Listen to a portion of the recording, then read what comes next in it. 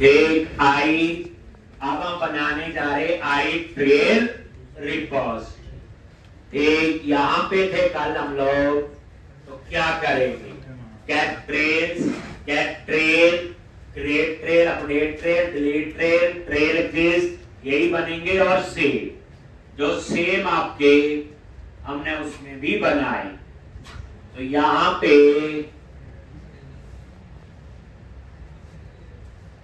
एक, तो एक आपका बन जाएगा गेट ट्रेल। तो यहां पे क्या लिखोगे, आई कलेक्शन किसकी, ट्रेल। एक और यहां पे गेट ट्रेल, ये बन गया। एक आपका बनेगा फाइंड का, गेट ट्रेल, और यहां पे लिख दिया ट्रेल आईडी। हो गया जी, गेट ट्रेल ये फाइंड का है। उसके बाद ट्रेल एग्जिस्ट, ठीक, ये लो, ये किस टाइप का होगा, बूलियन टाइप का। ट्रेल एग्जिस्ट आईडी पे, फिर बूलियन टाइप का ट्रेल एग्जिस्ट, और यहां पे स्ट्रिंग ट्रेल नेम। हो गया। वहां लिखा था नेशनल पार्क एग्जिस्ट, वैसे आप ये खुद बना सकते थे। एक, उसके बाद बूलियन टाइप का क्या लिखोगे, क्रिएट ट्रेल, और पास किया ट्रेल, अपडेट ट्रेल और डिलीट ट्रेल, और यहां पे ट्रेल, और उसके बाद एक बुलेट टाइप का सेम।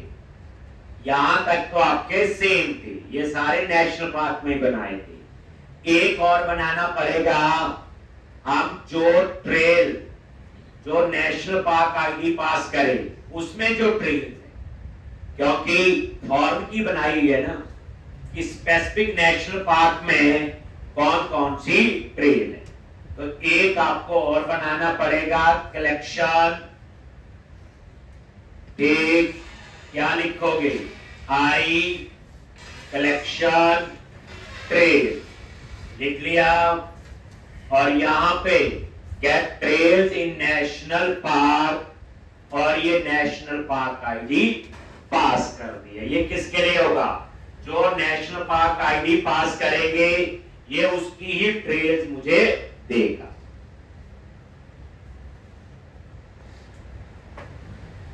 लिख लो। उसके बाद बनाएंगे हम ट्रेल रिपोजिटरी, वहां इन सारे मेथड को क्या करेंगे, डिफाइन।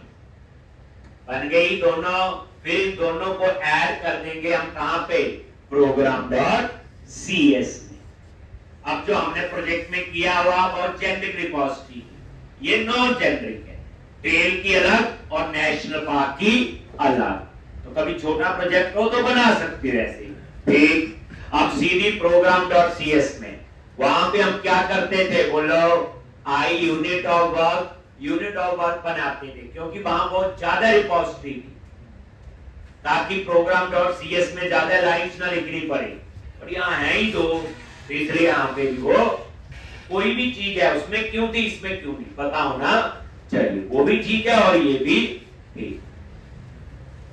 तो अब आप program.cs में आप इसको ऐड कर,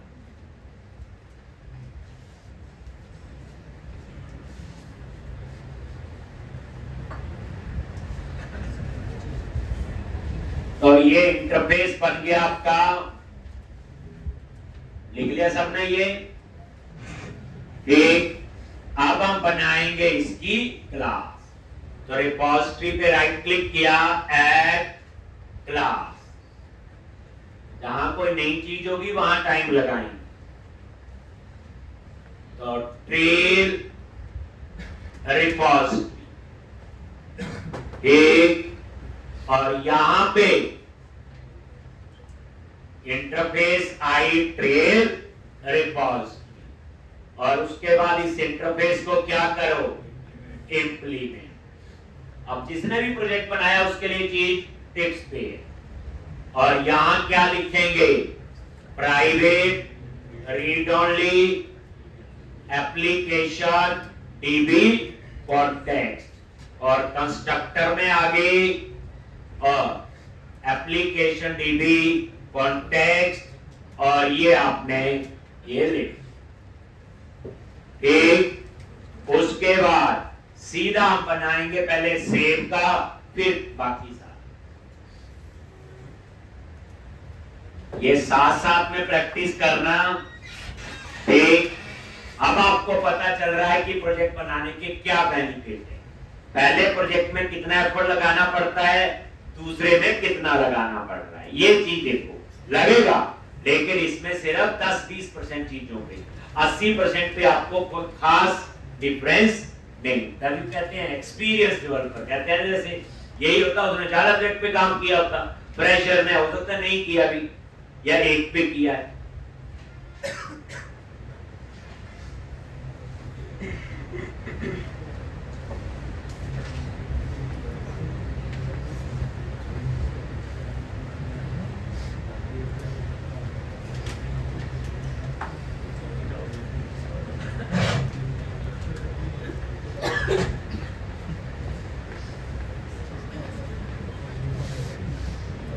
ठीक, ये आपने लिख लिया। नेशनल पार्क में भी लिखा था, कोई ज्यादा टाइम नहीं। अब आप सेव बना लो। पहले क्या बनाओगे, सेव। क्या लिखा था कल, बूलियन रिटर्न करता है, तो return context dot save changes. अगर 1 है तो सेव होगा, अगर 0 है तो सेव नहीं होगा। वो रिटर्न ट्रू और फॉल्स। तो यहां जान के तरीका चेंज किया। तो वो जो प्रोजेक्ट में वो भी यही था, ये भी एक प्रोजेक्ट है, थोड़ा तो नया सीख लें। अब सेव चेंजेस की कहानी और समझ आ गई। कोई बोले कि चेक करना सेव हुआ कि नहीं, तो एकदम से आप चेक करो, कॉन्टेक्स्ट और save change equal to 1, save हो गया, 0 है तो सेव नहीं हुआ। अब ये चीज की रिक्वायरमेंट प्रोजेक्ट पे नहीं पड़ी, पड़ गई तो ये देख लो आपके सामने लिख रहा हूं। ठीक, अब उसके बाद क्या करना है,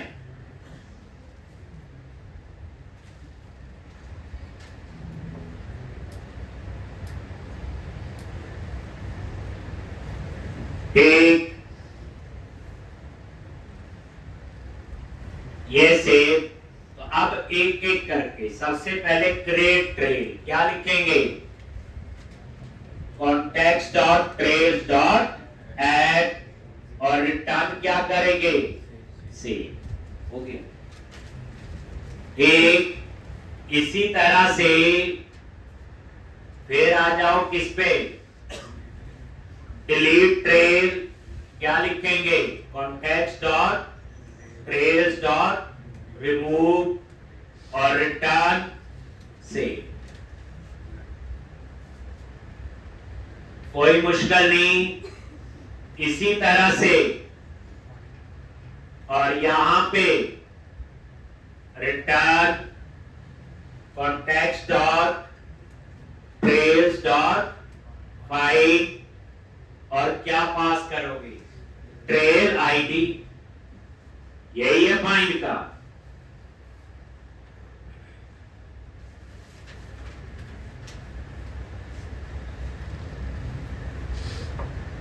अब थोड़ा सा स्ट्रक्चर चेंज किया नेशनल पार्क में, वो ट्रेल में। कल को 15 मोड़ लोगे, 15 बार लिख लेंगे ऐसी चीज। ठीक, ये देखो, ये फाइंड का हो गया। अब गेट ट्रेल्स,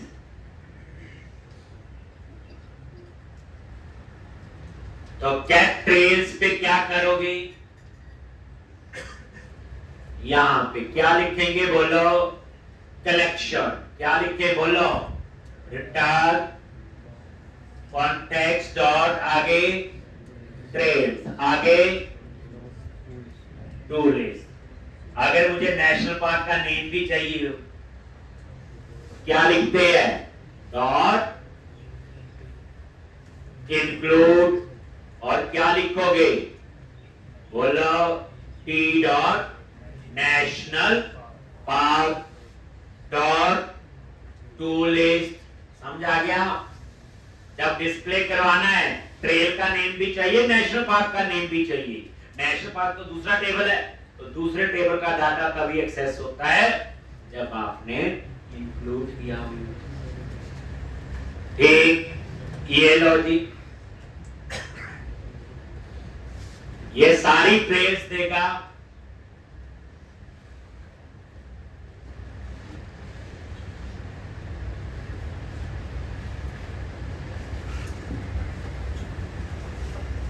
प्रैक्टिस आप में कर लेना। एक दिन मिस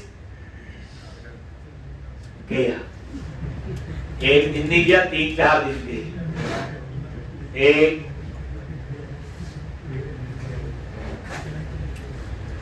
मुश्किल नहीं है, मैं फिर कह रहा हूं, आसान है, बट थोड़ा सा ध्यान तो रखना पड़ेगा। आप बोलोगे पास करवा रहे हैं तो बेइज्जती हो जाएगी। ये तो मैं फिर भी लिख रहा हूं, अगर मैंने नेशनल पार्क करवा दिया तो ट्रेल खुद लिख सकते थे। सिर्फ ये एक्स्ट्रा मेथड जो बनाया इसके बारे में सोचना कि बाकी तो कुछ सोचने की जरूरत थी। क्या लिखेंगे यहाँ पे? Return context dot trails dot include, मुझे नेशनल पार्क का नेम भी चाहिए, डॉट क्या लिखेंगे? वेयर। और ये आपने क्या लिखना है? ट्रेल के अंदर एक कॉलम है नेशनल पार्क आईडी, और जो नेशनल पार्क आईडी हम ऊपर से पास करेंगे डॉट टू लिस्ट।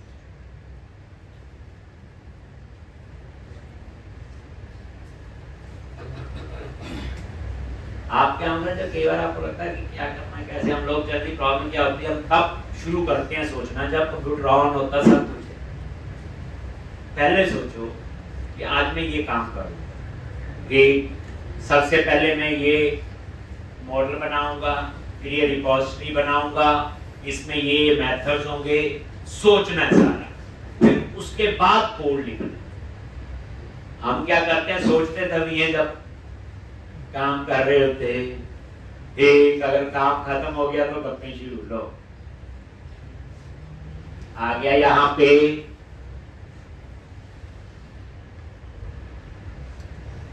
अब उसके बाद इन दोनों रिपोजिटरी को कहां ऐड करेंगे? बोलो, program.cs में क्यों ऐड करते हैं? टीआई के लिए, डिपेंडेंसी इंजेक्शन। तभी तो हमें ऑब्जेक्ट भी बनाना पड़ता। और यहां पे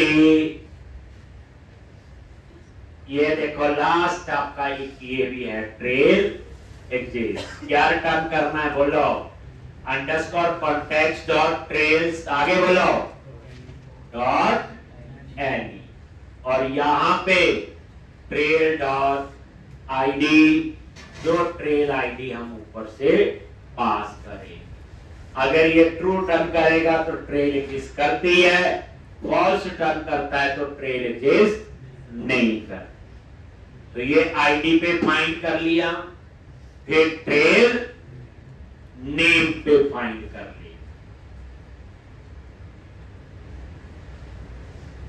और कितना सिंपल लग रहा है और क्लीन।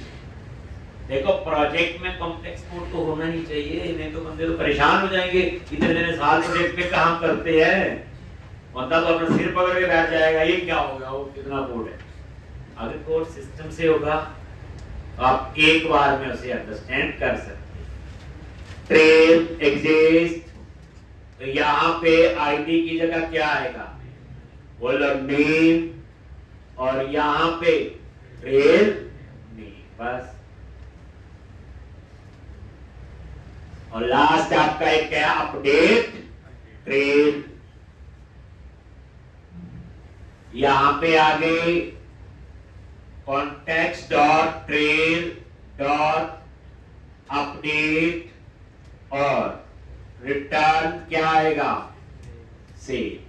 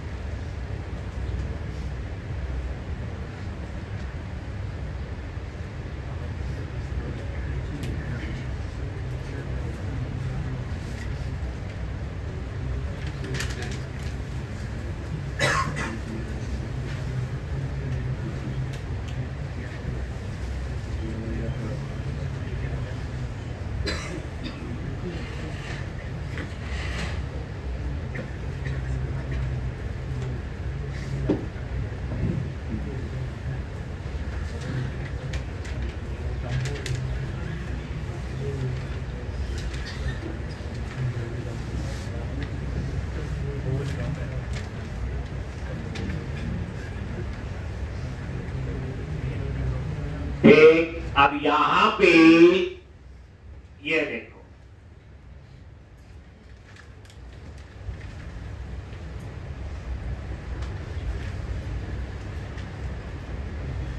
हो गया।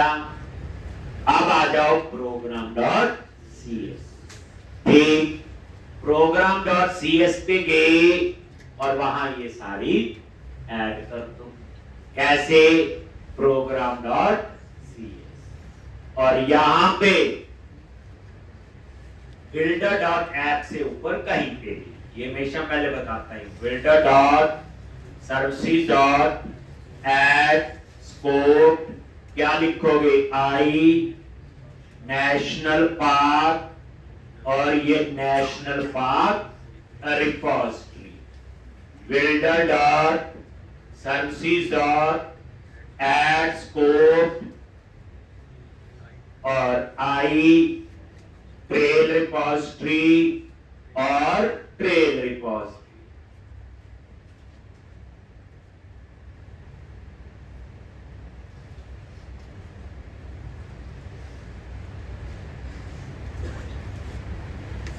हेल्प पर देखो कितनी जल्दी। एक बड़ी पुरानी बात थी, मैं किसी गवर्नमेंट ऑफिस में गया, नॉन थे तो जो बेसिक होती है तब, तो कुछ चीज़ बनानी थी और मैं ऐसे टाइप करूं, वो सोचे इस बंदे ने टाइपिंग स्पीड पता नहीं कितनी होगी। टाइपिंग तो मुझे आती ही नहीं, हम तो एक हाथ से लिखते हैं। एक तो कहने का है वो सामने वाले को लगता है ये नहीं पता, हम हेल्प कर करके सारा कोड लिख देते हैं। एक तो कहने का था इसको इतना बढ़िया मजे से कोड ना, कोई नहीं, सिर्फ आपको फ्लो देखना है बस, क्या है वो तो कुछ भी नहीं है इसमें, लिख दिया आपने। अब आपका हम क्या बनाते, यहां तक हो गया। तो सबसे पहले मॉडल बनाया, फिर रिपोजिटरी बनाई, बन गई। शुरू में जब एमपीसी पढ़ा था तो क्या करते थे, मॉडल देन कंट्रोलर, करेक्ट, शुरू में जो एमपी, फिर हमने क्या किया, मॉडल रिपोजिटरी देन कंट्रोलर। यहां क्यों ऐड कर रहे हैं, मैं इन रिपोजिटरी को कहां एक्सेस कर सकता हूं, कंट्रोलर। याद होगा जो प्रोजेक्ट बनाया, हम कंट्रोलर में हमेशा I unit of work use करते थे। हम वहां आई कैटेगरी रिपोजिटरी नहीं कभी लिखा, आई कवर टाइप नहीं लिखा, आई आपने प्रोडक्ट नहीं लिखा। क्यों नहीं लिख पाए, जब तक उसे प्रोग्राम डॉट सीएस में ऐड करोगे तो वो एक्सेस नहीं होगी। हमने किस में ऐड किया हुआ, आई यूनिट ऑफ वर्क। अब कहानी देखो, तो इसका जो चीज प्रोग्राम डॉट सीएस में रिपोजिटरी ऐड है वही कंट्रोलर में एक्सेस हो। इस बार ये दोनों एक्सेस हो जाएंगी। अब उसके बाद आप लोग एक काम कर सकते हैं, एक कॉपी ऐसे बना दो, दूसरी मैंने जनरल रिपोजिटरी से बना दो, जैसे प्रोजेक्ट में किया हो, आई यूनिट वर्क भी बना दो, एक अपनी प्रैक्टिस बहुत चल जाए। पहले होते हैं हम लोग, कोशिश कर सकते हैं।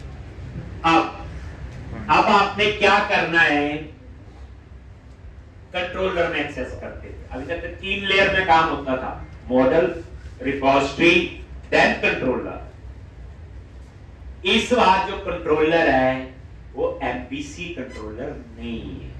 एमपीसी कंट्रोलर तो वो होता जो मॉडल व्यू कंट्रोलर, और एपीआई में व्यू तो बनता ही नहीं है। तो यहां पे कहानी थोड़ी अलग है।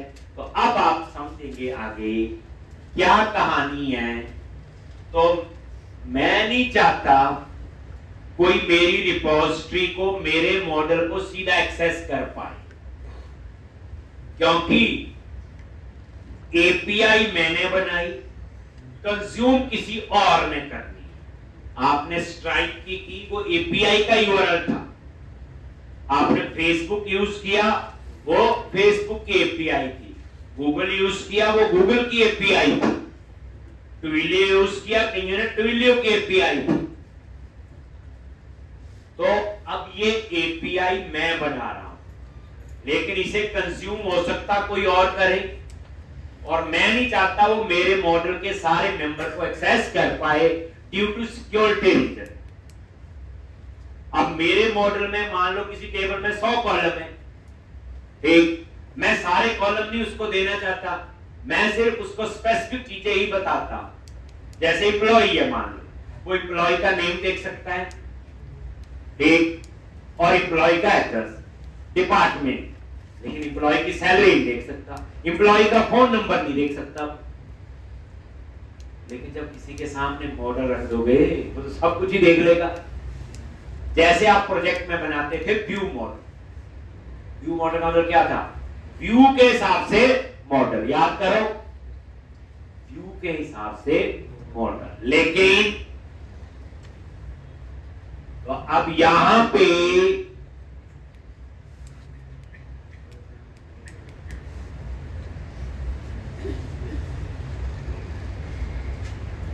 एक तो व्यू के हिसाब से क्या बनाना है? मॉडल, ठीक है जी। तो हम लोग उसकी जगह यूज करते हैं, एपीआई में व्यू मॉडल नहीं होता, वहां एक कंसेप्ट आता है डीटी, डेटा ट्रांसफर ऑब्जेक्ट। ये नई कहानी है, डीटीओ, डेटा ट्रांसफर ऑब्जेक्ट। पहली बात, जब भी बच्चे प्रोफेशनली एपीआई बनाओगे, ऐसा हो नहीं सकता कि उसने डीटीओ यूज ना। तो डीटीओ का कंसेप्ट होता है सिर्फ कहां यूज? बोलो, एपीआई, डेटा ट्रांसफर ऑब्जेक्ट। मैं क्या करूंगा, उस डीटीओ में उतनी चीजें डालूंगा जो मैंने आगे क्लाइंट को दे दी। जैसे मॉडल में तो सब कुछ है, रिपोजिटरी में सब कुछ है। अब मैं रिपोजिटरी में से कुछ चीजें कम करूं या ज्यादा करूं, तो उसके लिए क्या बनाऊंगा? डीटीओ।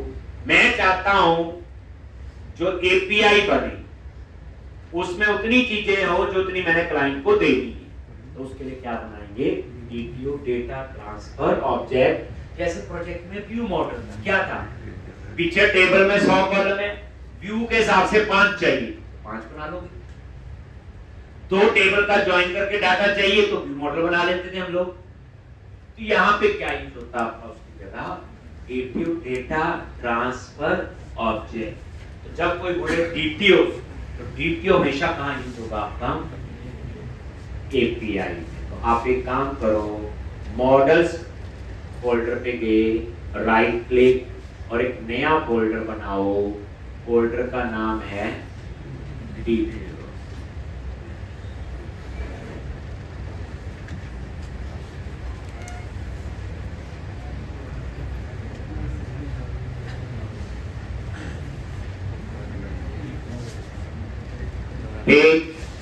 डीटीओ क्या? फोल्डर का नेम। अब मैं एक डीटीओ बनाऊंगा, नेशनल पार्क डीटीओ। डीटीओ कुछ नहीं, क्लास ही है। बस फर्क पता क्या होगा? जितने नेशनल पार्क मॉडल में कॉलम है, थोड़े हम कम कर सकते हैं रिक्वायरमेंट के हिसाब से। तो इसलिए 2 डीटीओ बनाएंगे, एक नेशनल पार्क डीटीओ और एक रेल डीटीओ। तो यहां पे डीटीओ पे राइट क्लिक किया, ऐड क्लास, और इसका नाम रख दिया national park DTO. National park DTO है तो क्लास ही। अब इसमें जो नेशनल पार्क मॉडल है उसके हिसाब से कितने मेंबर आपको चाहिए, एक वो आप यहां पे अब किसी प्रोजेक्ट में कोई नहीं दिखाना, किसी में तो मतलब डीटीओ को हम बना रहे, क्लाइंट को चीजें देनी है। देखो प्रोजेक्ट का डाटाबेस तो पूरे का बना होगा, क्लाइंट को कोई चीज देनी है कोई नहीं देनी, उसके हिसाब से हम डीटीओ डिजाइन कर। तो यहाँ पे अब आप नई कहानी, आपको अब ये चीज है आपके लिए नई नहीं बोलेंगे पर थोड़ा सा अलग है। तो ये लो जी, बेसिकली क्या हुआ, सिक्योरिटी रीजन से मैंने एक और लेयर ऐड कर दी। क्या कर दी? लेयर। जैसे होता है ना मॉडल के ऊपर रिपोजिटरी के ऊपर टीटीओ के ऊपर कंट्रोलर, ये लेयर, ये कहते हैं प्रॉपर लेयर्स में पाइपलाइन में काम जैसे होता है ना, बिल्कुल उस तरह से काम होता है।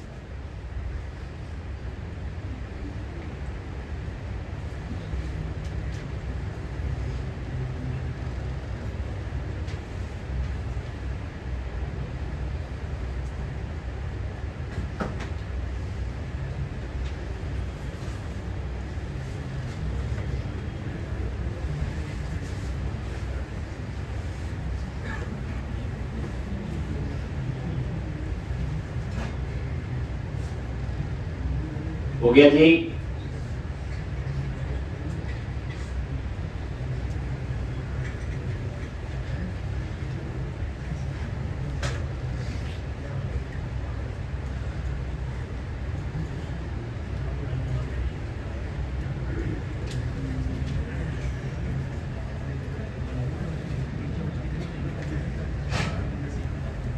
मैंने तो ऑलमोस्ट सारे वही दे दिए, मेरी रिक्वायरमेंट कोई ऐसा मेल सिक्योर डाटा नहीं, वो तो डिपेंड करता है कोई ऐसी रिक्वायरमेंट हो, किसी की पर्सनल डिटेल ना जाए ज़्यादा या कुछ ऐसे सेंसिटिव कॉलम हो तो हम डीटीओ में वो हटा।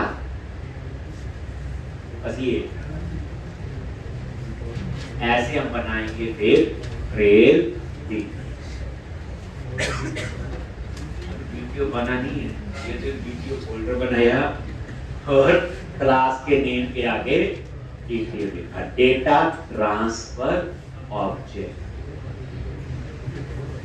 कॉलम के नाम लिख रहे ना बच्चे, ID, name, state, picture, created और एस्टैब्लिश, बाकी तो लिखे प्रो, पब्लिक, इंट, बड़ी बेइज्जती। ये लिखने नाम लिखो, ID, name, state, picture, created और एस्टैब्लिश, वो तो उसमें है ही है। अब आप क्या करो, डीटीओ पे राइट क्लिक किया, एक और क्लास बनाओ और उसका नाम रखो ट्रेल डीटीओ। ये लो जी, क्या आ गया? Trail DTO. और इसमें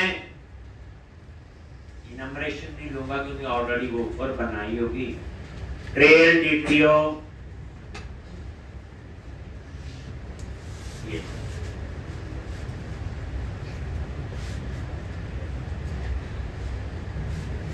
देखो आईडी ले लिया, नेम ले लिया, डिस्टेंस, एलिवेशन। मैंने इनमरेशन नहीं बनाई क्योंकि वो ऑलरेडी मॉडल फोल्डर में बनी हुई है, तो वहीं से एक्सेस कर ली। डिफिकल्टी टाइप याद करो,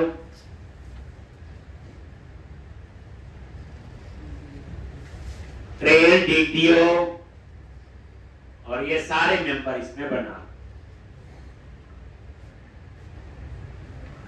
कंट्रोलर में तो ये यूज करना है, क्लाइंट को तो डीटीओ भेजना है, डेटा ट्रांसफर ऑब्जेक्ट।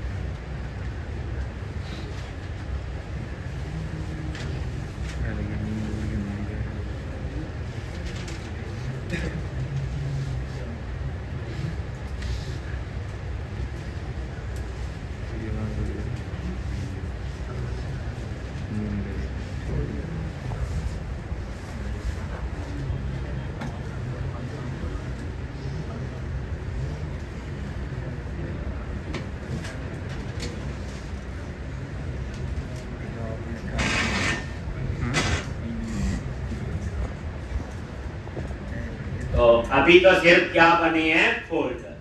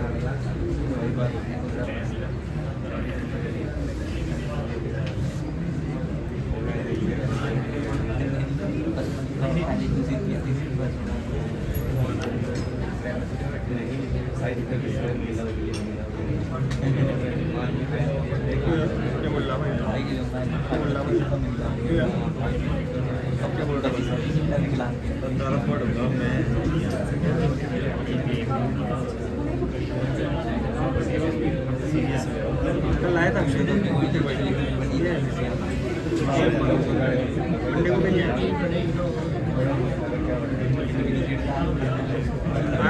मंडे को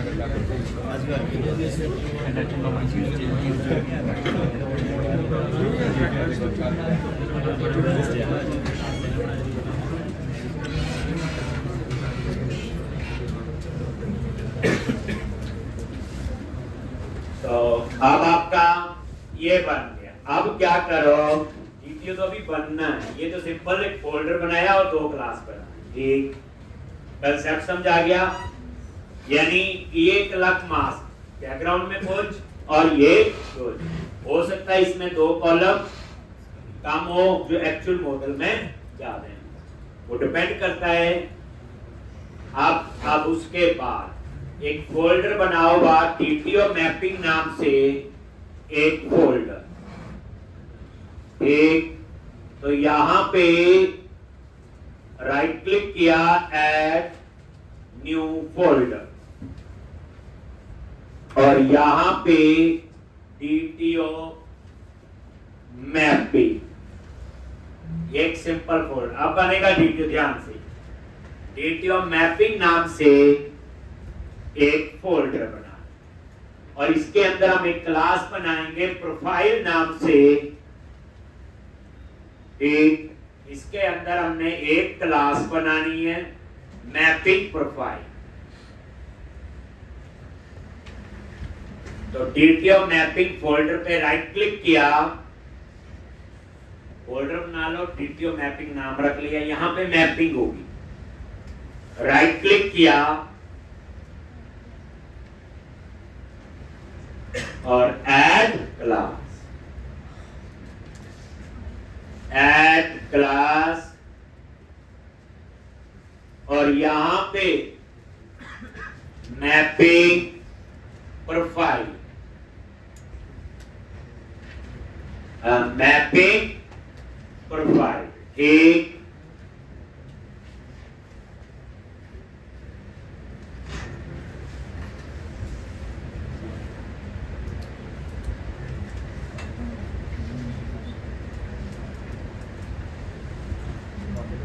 एक और यहां पे आप लोग क्या करो, प्रोफाइल नाम से क्लास इनहेरिट कर लो। अब ये क्लास मैंने नहीं बनाई, प्रोफाइल ये बनी हुई है, इसका एक नेम स्पेस होगा या पैकेज ऑटो मैपर, ये इंस्टॉल करना है।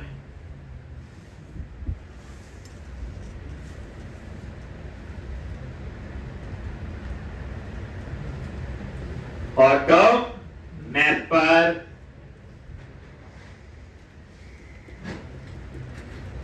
ठीक,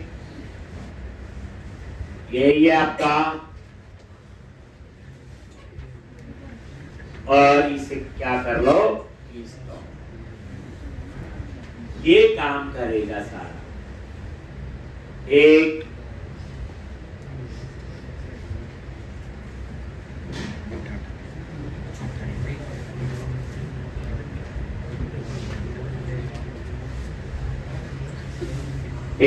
अब ये इंस्टॉल हो और यहां पे इसका ये नेम स्पेस ऊपर ऐड कर दिया यूजिंग ऑटो मैप।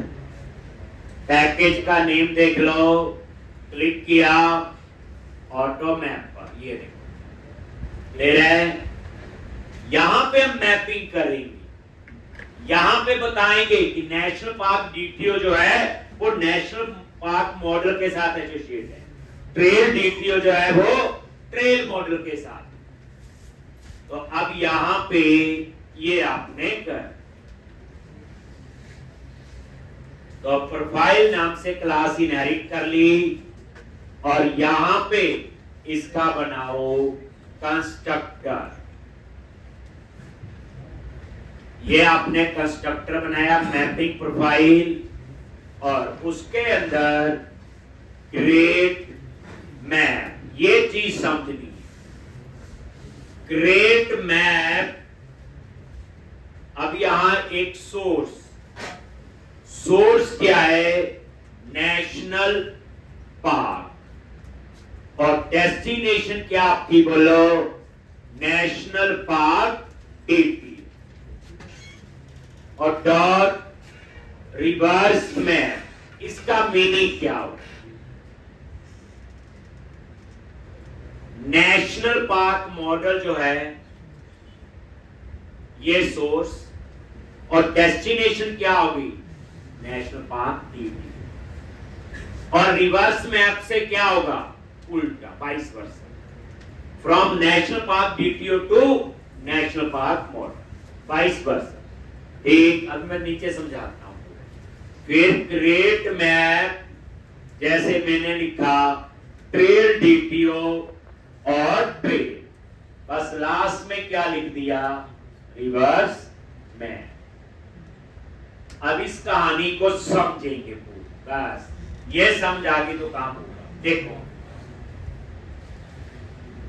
ये मैंने जान के ये इसको यहां लिख लो, यहां लिख लो, क्योंकि रिवर्स मैप क्या करेगा, सोर्स डेस्टिनेशन और डेस्टिनेशन को सोर्स, वाइस वर्सा। जैसे मतलब ट्रेल डीटीओ को ट्रेल में कन्वर्ट कर लेगा और ट्रेल को ट्रेल डीटीओ में, नेशनल पार्क को नेशनल पार्क डीटीओ में, नेशनल पार्क डीटीओ को नेशनल पार्क। देखो काम कैसे होगा, सिंपल। हमारे पास दो टाइप का कोड होता है, एक डिस्प्ले पॉइंट, उस केस में डाटाबेस से डाटा आता है, और एक सेव अपडेट जिसमें डाटा डाटाबेस को जाता है। यही है, दो ही केस हैं।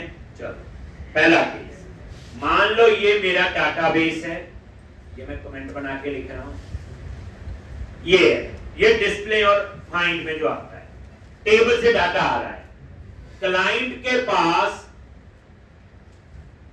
डीटीओ जाएगा, बस इतनी बात है, क्या जाएगा, डीटीओ। तो सबसे पहले डाटाबेस है, डाटाबेस के बाद क्या बना आपका, मॉडल, मॉडल के बाद कहां जाओगे, रिपोजिटरी, रिपोजिटरी के बाद कहां जाओगे, डीटीओ, और डीटीओ किसके पास होगा, बोलो क्लाइंट, क्लाइंट को क्या देंगे, डीटीओ। तो ये कौन सा केस है, जब मैंने बोला मुझे डाटाबेस से डाटा चाहिए, डिस्प्ले में आता डाटा, फाइंड में आता ना डाटा, तो क्लाइंट के पास क्या पहुंचा, डीटीओ। अब उल्टा सेव और अपडेट, तो ये क्लाइंट है, क्लाइंट इंफॉर्मेशन किसमें फिल करेगा, डीटीओ में। जैसे आप ऐसे जो करो ना, क्लाइंट में जैसे रजिस्ट्रेशन का पेज बनाए, जो टेक्स्ट बॉक्स लगे हैं, उसकी इंफॉर्मेशन कहां जाएगी, डीटीओ में, डीटीओ से कहां जाएगी, रिपोजिटरी में, रिपोजिटरी से कहां जाएगी, एक रिपोजिटरी से कहां जाएगी, मॉडल, और मॉडल से कहां पहुंचेगी, डाटाबेस। ये करेगा ऐसे काम। लेकिन क्लाइंट के पास क्या होगा, देख लो, जब टेबल से डाटा आया तो क्लाइंट के पास डीटीओ, जब क्लाइंट से डाटा सर्वर पे गया देन भी डीटीओ, डीटीओ से रिपोजिटरी, और रिपोजिटरी से मॉडल, और मॉडल से डाटा। ये कहानी आगे यूज होगी जब हम इसे यूज करें। अभी यूज थोड़ी दो ही होते हैं ना बच्चे, एक रिक्वेस्ट एक रिस्पॉन्स। रिस्पॉन्स क्लाइंट के पास आता है, रिक्वेस्ट क्लाइंट से जाती है। क्लाइंट से जो डाटा पहुंचेगा वो in the form of video होगा। क्लाइंट से जो रिक्वेस्ट जाएगी और उसमें डाटा जा रहा है तो वो भी इसमें होगा वीडियो। ये बड़ा इंपॉर्टेंट कंसेप्ट है। ये पूरा प्रोजेक्ट एपीआई में पूरी मास्टरी होनी चाहिए। ये पूरा, जैसे आप बोलते हो ना कि मैं बैकएंड डेवलपर हूं, ये वो काम है, असल में ये है। अभी ये एपीआई बनाओ, फिर उसके बाद कंज्यूम जो ऐसे एपीआई को जावा में करो, पाइथन में करो, पीएचपी में करो, रिएक्ट में करो, एंगुलर में करो, जहां करेंगे तो वहां देखेंगे वो कोई और कर रहा हो। ठीक, अब उसके बाद इसकी कुछ कॉन्फ़िगरेशन करनी पड़ेगी। कहां पे? program.cs में आ जाओ और यहां पे आप इसको ऐड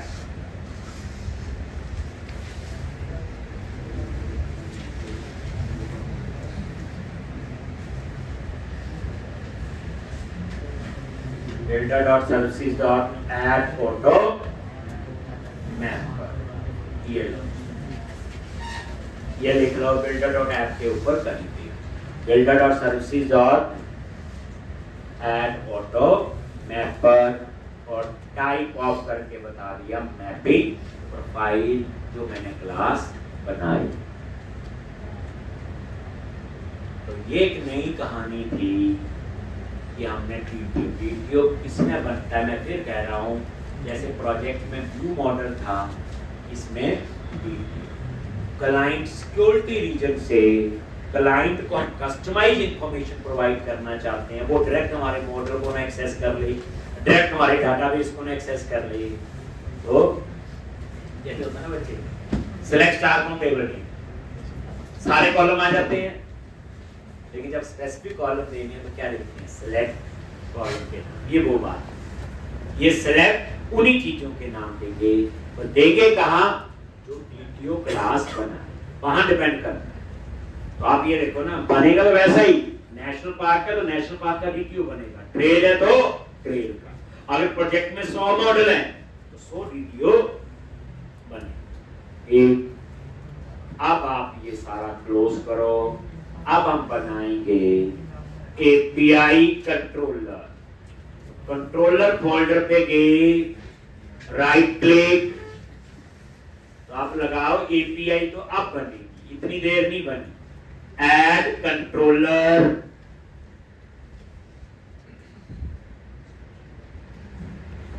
यानी आपको जॉब मिल गई कि आप बैकएंड डेवलपर हो, आपको एपीआई बनानी है। इसके बाद आपको पूरा काम कर सकते। एक कंट्रोलर, यहां चूज करो एपीआई और यहां चूज करो एपीआई कंट्रोलर, ये फर्क।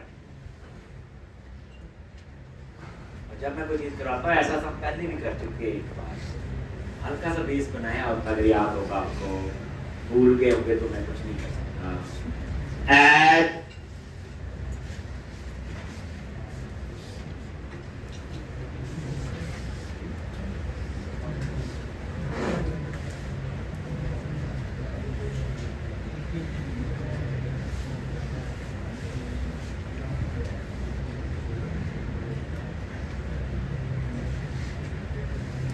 और यहां पे क्या नेम होगा? तो ये नेशनल पार्क है तो पहले उसी का बनाएंगे, नेशनल पार्क कंट्रोलर।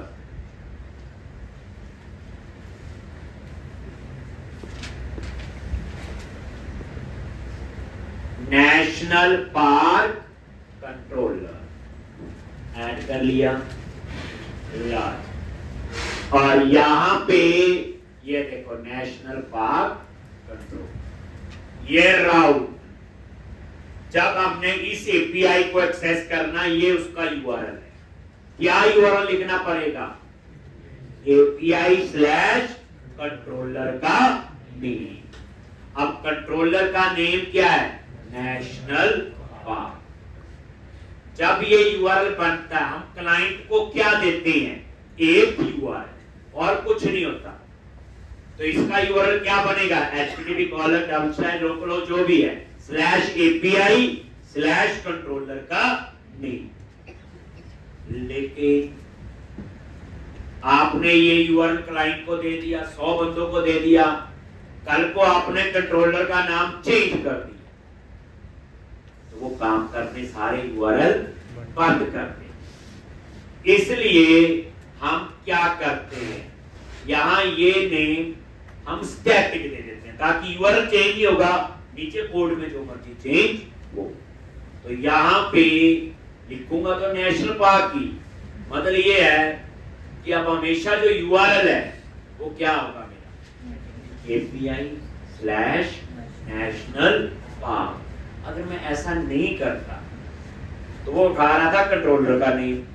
मान लो बाद में कंट्रोलर का नाम मैंने चेंज कर दिया, तो जो पर्सन इन एपीआई को यूज कर रहा होगा सबका काम रुक जाएगा और एपीआई ठप हो जाएगा। दैट्स व्हाई ये यूआरएल हम खुद दे देते हैं स्टैटिक। जरूरी नहीं एपीआई लिखना है, आप लिखो CS/API/national park। ये यूआरएल है, ये वही तो है एट्रीब्यूट बेस्ड राउटिंग, शुरू में पढ़ी थी। जो रख लो नाम, वो हमारी मर्जी है। और यहां से पता चल गया क्या ये एपीआई कंट्रोलर। अब हम लोग यहां पे इसके ऊपर काम करेंगे।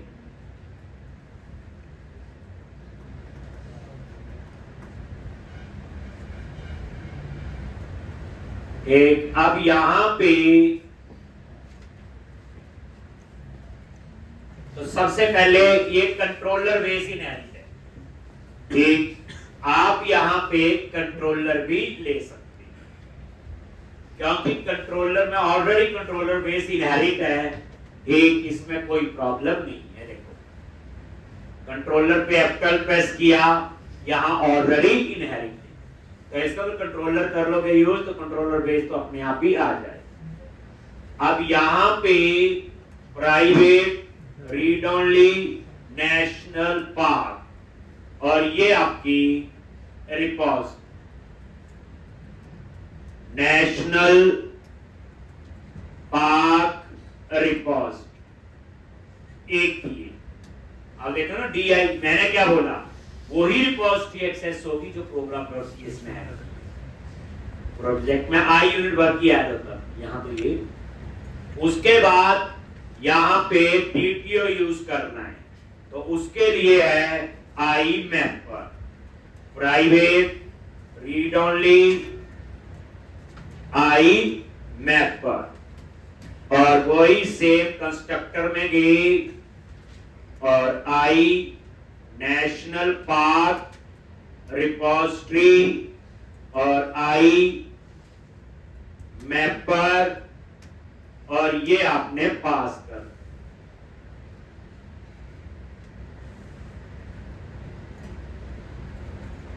और यहां पे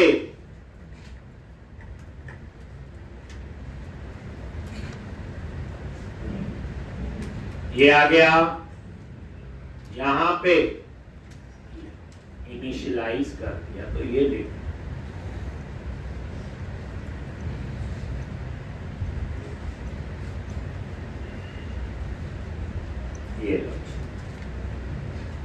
एक। अब हम लोग क्या करेंगे, अब इसके क्या बनाएंगे एक्शंस, और इसमें एंड पॉइंट होते हैं, गेट पुट पोस्ट डिलीट, ये सारे यूज हो गए, और वहां से उस एपीआई का सारा कंसेप्ट आपको पता चल।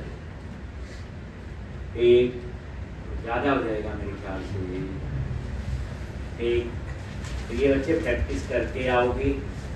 एक तो आज हमने क्या किया, ट्रेल रिपोजिटरी बनाई, program.cs में ऐड की, और DTO का कंसेप्ट हमने इंप्लीमेंट किया है, और उसके बाद हम बना रहे हैं अब API कंट्रोलर, और उसके अंदर ये दो चीज, ठीक है। अब उसके बाद बनने शुरू होंगे आपके एक्शन।